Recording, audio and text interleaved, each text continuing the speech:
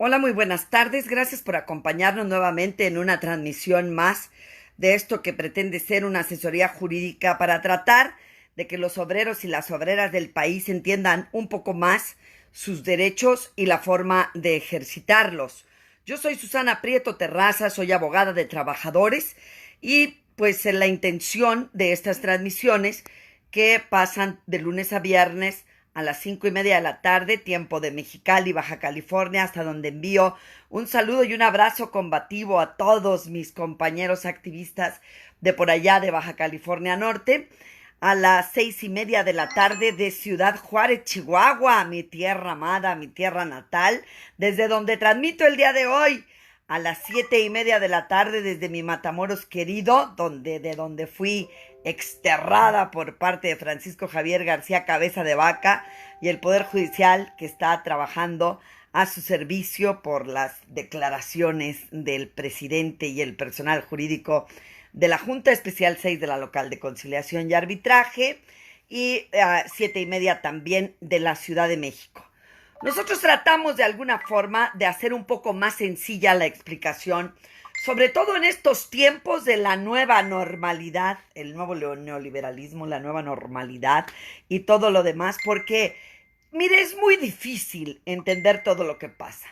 Yo personalmente no puedo ver una transmisión del señor López-Gatell.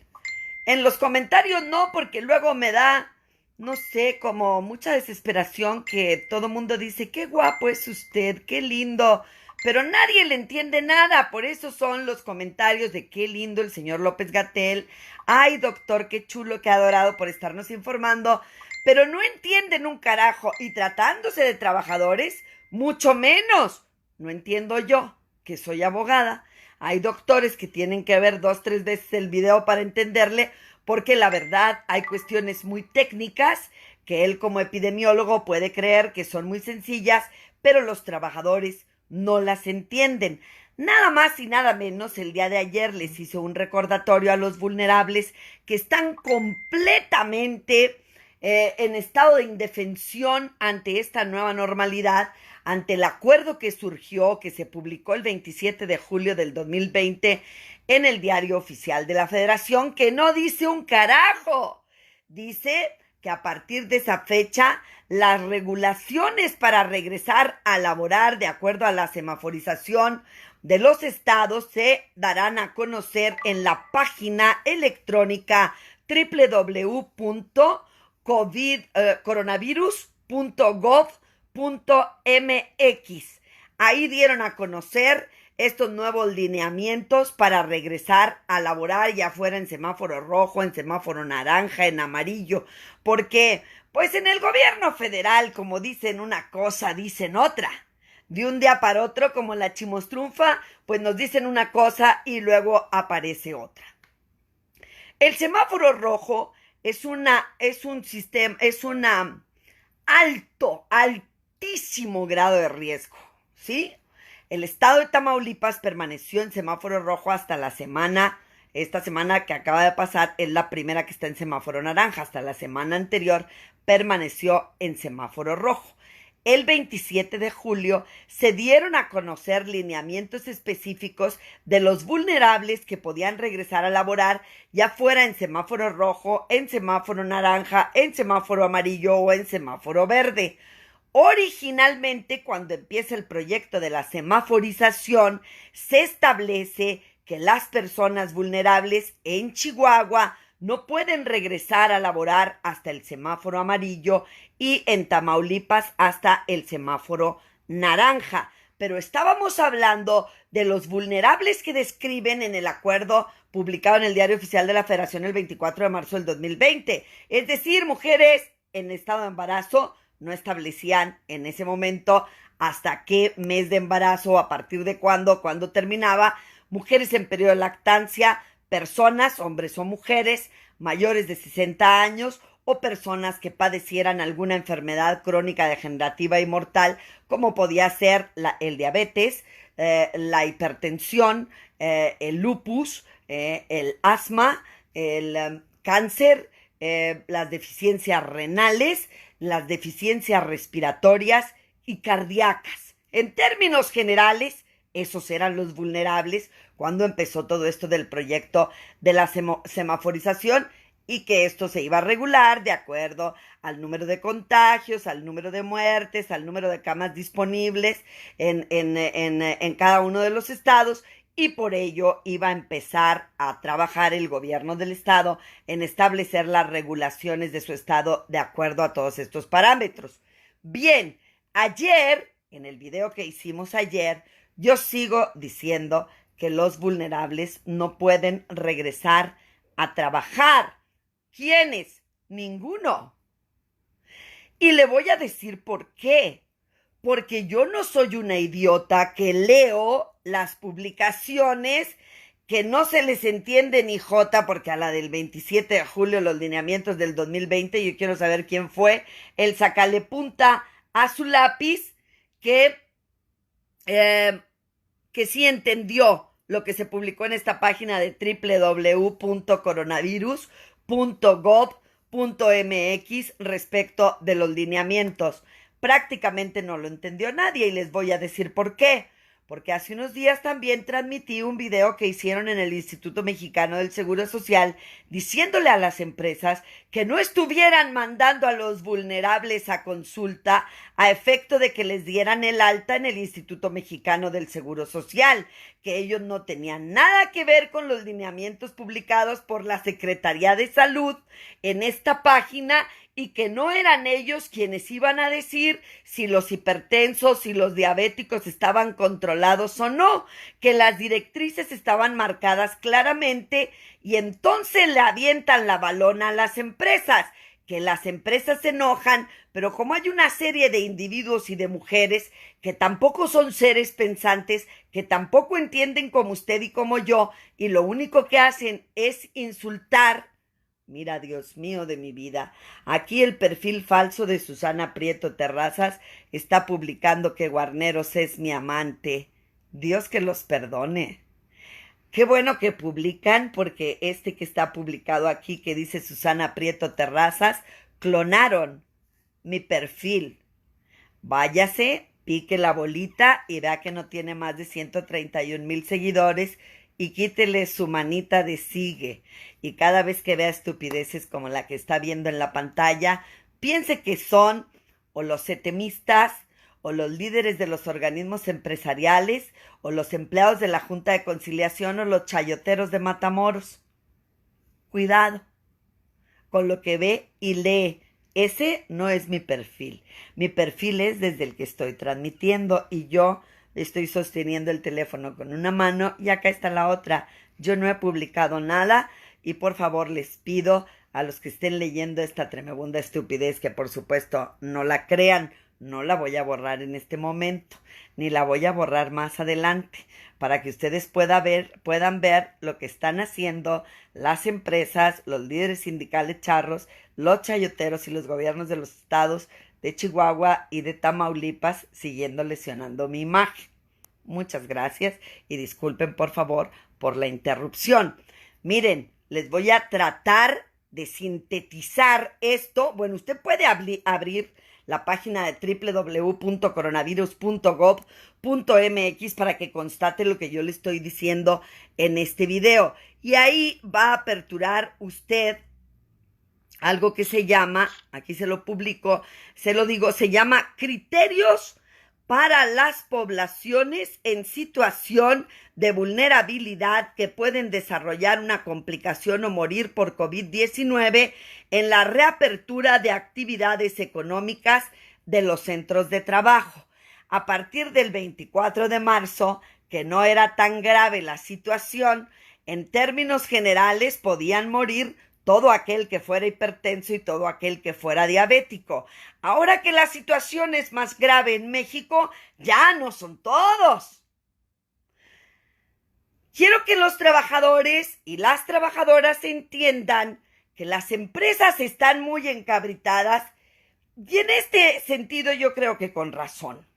Con razón, porque tienen meses pagando el 100% del salario a la clase trabajadora vulnerable del país, sin que esta clase trabajadora vaya a laborar.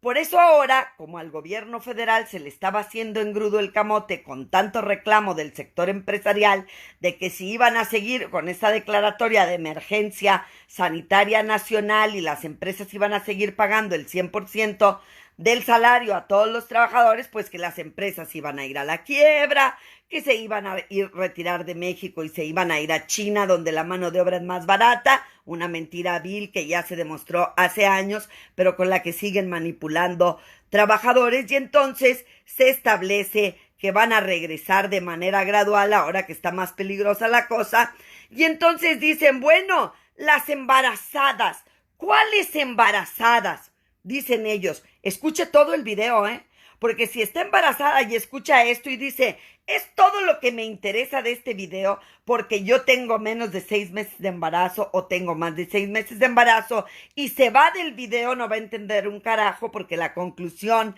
en el video va a ser una respuesta para esos metiches de la industria maquiladora que han estado metiéndose y dicen, explícalo del 27 de julio. Lo del 27 de julio deja igual a los vulnerables si tienes 1 gramo de cerebro. Va. Las embarazadas a partir del 3er trimestre de embarazo. Todo lo hace complicado la Secretaría de Salud en su publicación de sus acuerdos. A partir del 7º mes de embarazo, que es el 3er trimestre. Primer trimestre, los primeros 3 meses, segundo trimestre, los segundos 3 meses, 3er trimestre, a partir del 7º mes de embarazo, es que ya se van a ir a su casa. Es decir, a partir del 6, perdón. Son el primer trimestre es del 1 al 3, el segundo del 2 al 6, y entonces a partir de ahí ya del que cumple usted los 6 meses de embarazo, ya es una embarazada en estado de vulnerabilidad que no puede regresar a laborar, dice, porque se han presentado casos de ruptura de prematura, de membrana, sufrimiento fetal y parto prematuro. Pero si usted no está en el 6º mes de embarazo, si tiene menos meses de embarazo, es decir, del 1 al 6, entonces va a regresar a laborar, pero va a regresar a laborar cuando el semáforo esté en cualquier color. Así no tiene los 6 meses cumplidos de embarazo. Pero usted va a regresar a laborar con unas medidas estrictas para el caso de vulnerabilidad. ¿Y cuáles son esas medidas estrictas, por ejemplo, en los estados de Tamaulipas y de Chihuahua, sabiondos? Bueno, pues esas medidas estrictas son que en Tamaulipas su empresa esté laborando solo con el 60% de su plantel laboral. Solo el 60% de los trabajadores pueden estar laborando en las empresas nuevas esenciales, que son toda la rama automotriz.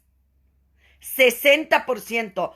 Todo lo que fabrique cosas para un coche nueva esencial, 60% de la capacidad de los trabajadores. Como ahora que me dijeron uno de los trabajadores, oiga, no, nosotros desde que regresamos en Autoliv está vomitándose la fábrica. Ya somos el 140% del plantel laboral trabajando, porque contrataron mucho más personal en Autoliv en Matamoros, Tamaulipas. Pues está mal, porque si están trabajando al 140% de la capacidad de su plantel laboral, no va a regresar ninguna mujer embarazada, se encuentre en el mes en el que se encuentre de gestación.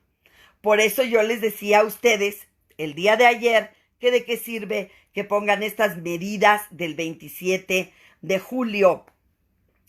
Dice los de la incapacidad por maternidad. Fíjense nada más la resolución a la que llegan. Dicen ellos que en México solamente 1 de cada 3 bebés recibe leche materna como alimento exclusivo hasta los 6 meses. ¡Claro! Si se me hacen muchos. ¿Por qué no reciben hasta los 6 meses? ¿Por qué no amamantan las mujeres hasta los 6 meses? Pues porque la incapacidad postnatal les termina mes y medio o 17, entre 6, 8 semanas después. Solo tienen 2 meses y luego a partir de ahí dice la ley que el patrón les va a otorgar 2 términos de 30 minutos dentro de su jornada laboral o las va a dejar salir 1 hora antes para amamantar. Dígame aquí rápido a quién le otorgan esos dos espacios de 30 minutos, además de su periodo para comer y para desayunar. Son 30 minutos exclusivos para amamantar a su bebé. ¿A quién se los dan? ¿En la maquila o en cualquier otra fuente de trabajo? En Soriana, en el Esmar, en Walmart. ¿A cuál mujer le dan los 2 términos de media hora dentro de su jornada laboral, aparte de los de la comida, para amamantar a su bebé o la dejan salir 1 hora antes? ¿A quién? A nadie, porque la mujer que lo reclama es despedida.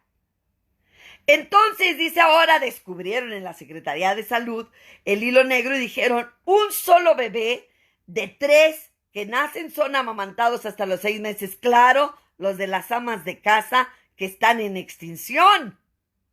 Entonces, por eso ellos dicen que durante la incapacidad por maternidad es el único tiempo que se va a considerar para la lactancia, no los 6 meses que dice la Ley Federal del Trabajo y se los pasan por el arco del triunfo en esta nueva modalidad. Por lo tanto, las mujeres que están amamantando, si no se encuentran dentro del periodo de la incapacidad postnatal, tienen que regresar a trabajar, pero con estrictas medidas de seguridad, con el 60% del plantel laboral en las empresas no esenciales y en las nuevas esenciales, que es la industria automotriz, y todas están trabajando al 100%. Por lo tanto, las mujeres que están lactando han transcurrido no los 2 meses, no pueden regresar a laborar porque está laborando la planta con más del 60 o 50% de su plantel laboral.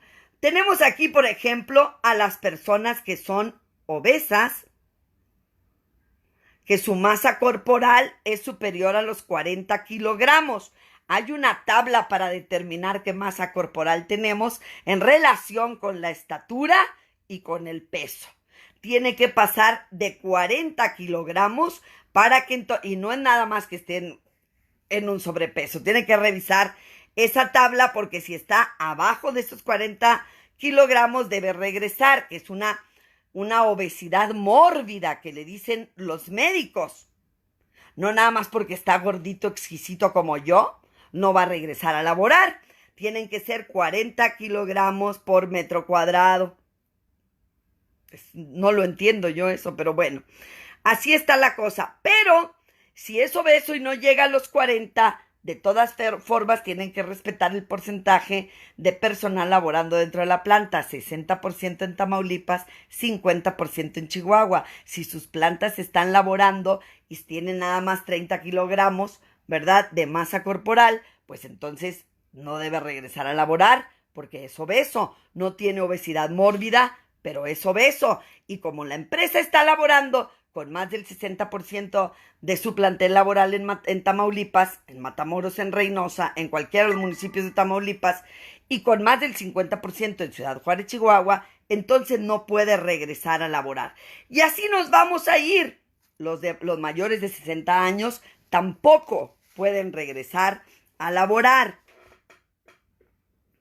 Esos se quedan siempre en casa, porque si se contagian de COVID hay una alta posibilidad de riesgo de que mueran, porque evidentemente toda la funcionalidad general del cuerpo merma a los 60 años y más. Entonces los de 60 años y más se van a quedar en casa con el semáforo en rojo y con el semáforo en naranja. Regresan hasta amarillo, pero aquí tenemos una condición muy específica, ¿no? Vamos a pasar a la hipertensión. Dicen ellos, ahora los hipertensos solamente que estén en grado 2 o en grado 2 pueden quedarse en casa. Los demás deben regresar a laborar con estrictas medidas de seguridad.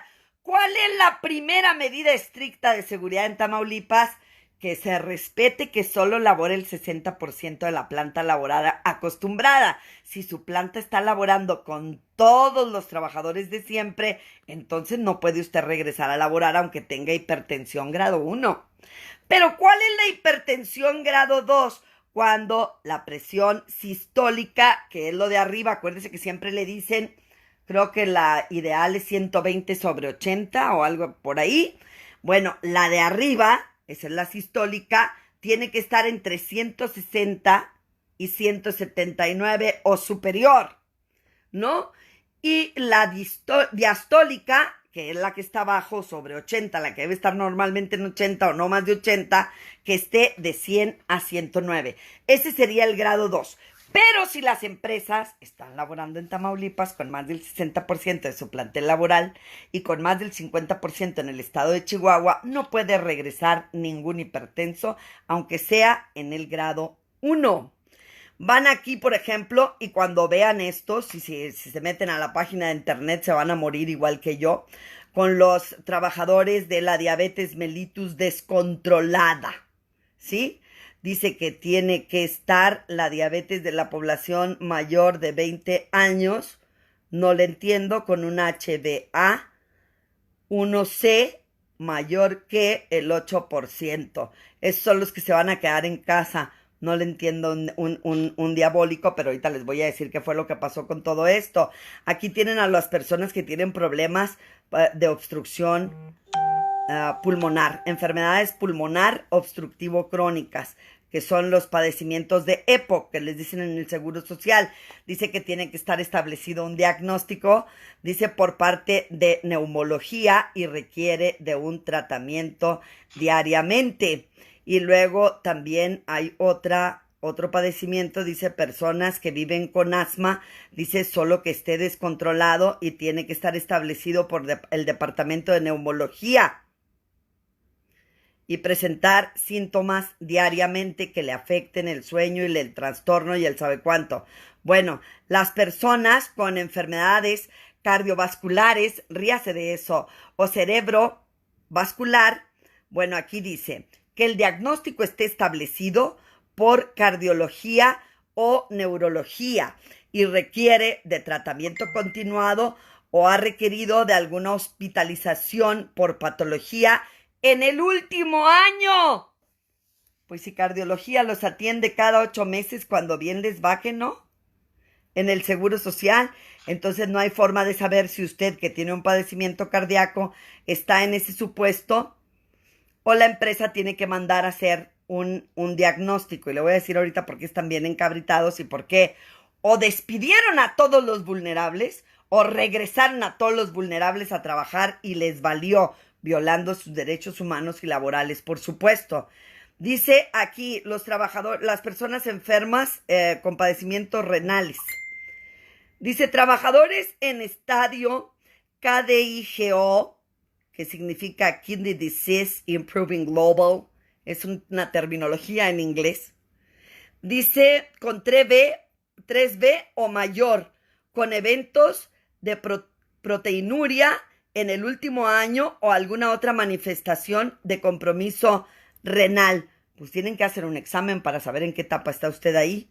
Por eso, con todas estas tratamientos, dice tratamientos, también viene aquí enseguida estados patológicos con tratamiento inmunosupresor.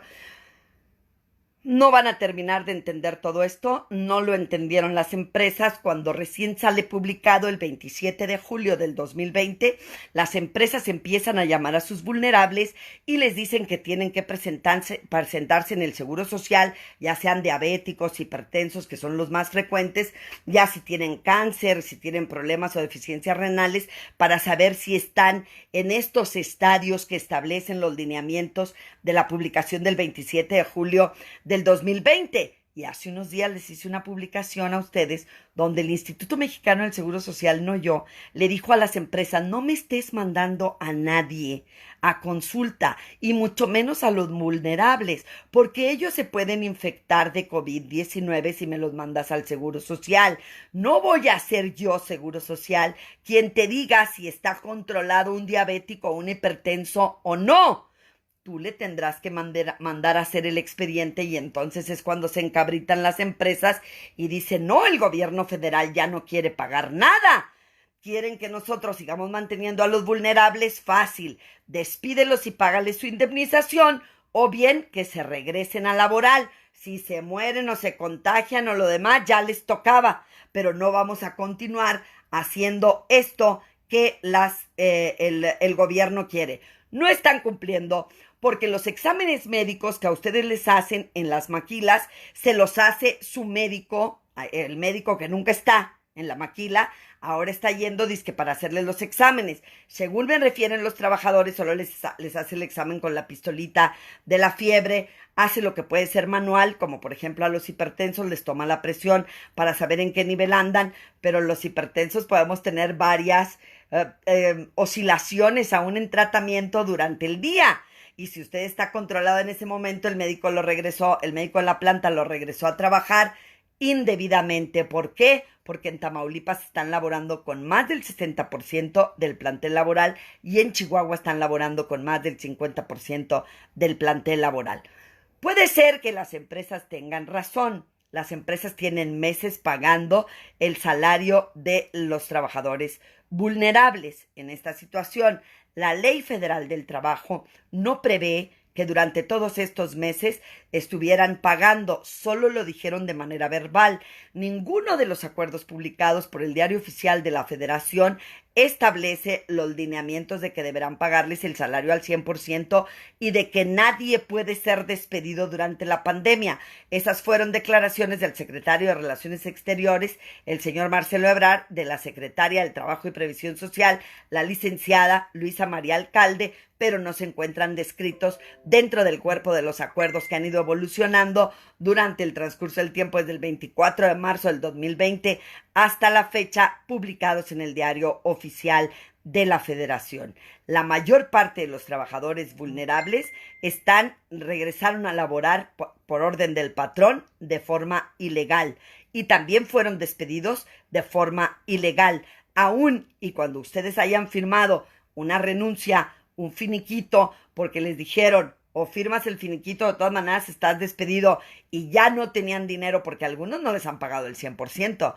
los obligaron a firmar convenios donde solo les pagaban el 50, el 60 o el 70%, no sé a partir de cuál fecha, pero así lo hicieron y les dijeron o firma este convenio o queda despedido desde ahorita. Lo firmaron y ahorita que ya andan con los dedos contra la puerta, entonces les dijeron, bueno, pues ahora te pago el 50%, no, ahora regresas a laborar y eso es ilegal. Y si lo despidieron, si firmó finiquito, si terminó su relación obrero-patronal, porque el patrón de alguna forma lo hostigó, lo presionó para que firmara esa renuncia y aceptara lo que ellos dicen que es su indemnización al 100%, que no es legal. Y dice, por ejemplo, ayer uno de los vivos maquiladores, ¿y por qué no es legal pagarle la indemnización al trabajador? Porque el trabajador vulnerable, güey, lo que quiere es trabajo.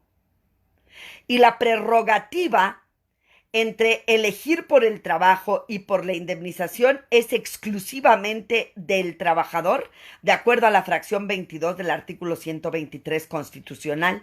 Así que si un trabajador que fue obligado a firmar su finiquito ante la necesidad económica que lo hizo pasar el patrón, primero pagándole el 50% y luego diciéndole o aceptas esta cantidad de indemnización o de todas formas estás despedido y sin indemnización, para mí es un despido que está afectado de nulidad y los trabajadores pueden demandar a las empresas, también pueden demandar al Seguro Social y también pueden demandar a quien resulte responsable. Por si la empresa se trata de librar de esto, pues entonces vamos a demandar al seguro y será un órgano jurisdiccional el que determine si debió pagarle la empresa a todos los vulnerables o debió seguirles pagando el seguro social, como es el punto de vista jurídico de algunos de los asesores de empresa o de los propios gerentes de empresa. Pero podemos pelear, pero podemos demandar, pero usted puede ejercitar su derecho. Entonces es muy importante que usted entienda perfectamente lo que estamos tratando de decirle. Si hay acuerdos posteriores, si hay un acuerdo del 27 de julio que no dice nada en el Diario Oficial de la Federación más que vayamos a esta página que les dije yo, criterios para la... así lo pueden buscar también. Está en la página www.coronavirus.gov.mx, pero también está como criterios para las poblaciones en situación de vulnerabilidad que pueden desarrollar una complicación o morir por COVID-19 en la reapertura de actividad económica en los centros de trabajo. Mientras las maquiladoras que son nuevas esenciales, que son todas las del área automotriz, que son, y las no esenciales, como Parker, que no es esencial, y todo lo que haga pedacitos, cositas, arneses, tirantes, ¿cómo se llaman? Los cinturones de seguridad, los rieles de los asientos, las defensas, las bolsas de aire. Las bolsas de aire también son sector nueva, esencial. No pueden estar laborando con más del 60%. Si usted es vulnerable y llega y no hay un espacio de 1,5 metros entre usted y su compañero, si ve que la planta está trabajando con el 100% de sus trabajadores, sea usted grado 1, grado 2 de hipertenso, esté controlado, no esté controlado su diabetes, si usted es diabético o hipertenso, no tiene por qué estar trabajando. Ese es mi punto de vista jurídico y que lo discuta el que lo tenga que discutir, pero ese es el derecho del trabajador y lo vamos a hacer valer. Espero que les sirva de algo esta información. Regresen con su dedito a todos los videos que se publican de lunes a viernes. Están convocando también, esta es una última invitación, en Matamoros y en Ciudad Juárez, en la Ciudad de México. En la Ciudad de México, fuera de la Suprema Corte de Justicia de la Nación, que está por ahí en el Zócalo, en un ladito, a las 10 de la mañana. En Ciudad Juárez, Chihuahua, en el Poder Judicial de la Federación, que está en lo que... no quiero dar, Pedro Rosales de León y Carretera Panamericana, ahí enseguida de una cadena muy importante de hamburguesas, está un edificio gris grande que dice Poder Judicial de la Federación, ahí se van a reunir en Juárez, y el Poder Judicial de la Federación está creo que enfrente de Plaza Fiesta en Matamoros, Tamaulipas, y en Matamoros y en Ciudad Juárez están convocando a las 9 o 10 de la mañana el 24 de agosto del 2020. Es absolutamente voluntario. Si usted no quiere apoyar a los compañeros que están apoyando para mi liberación o la liberación de mis cargos o la resolución del amparo para que avance mi resolución de la situación jurídica tanto en Tamaulipas como en Chihuahua, usted se puede quedar en su casa, pero ya me reprocharon que yo no hago las invitaciones y que cuando yo no invito la gente no va. Yo no invito a algo que usted va a hacer para defenderme porque eso es completamente voluntario. Yo voluntariamente fui y los defendí a ustedes hasta Matamoros, pero yo no puedo obligarlos a ustedes a que realicen acción alguna para defenderme. Eso lo están haciendo compañeros que se están solidarizando conmigo, pero de manera voluntaria. Entonces ya quedó por ahí el mensaje. Nos vemos el próximo lunes en punto de las 5:30 de la tarde para Mexicali, Baja California, 6:30 de la tarde para Ciudad Juárez, Chihuahua y 7:30 de la tarde para mi Matamoros querido y para la Ciudad de México.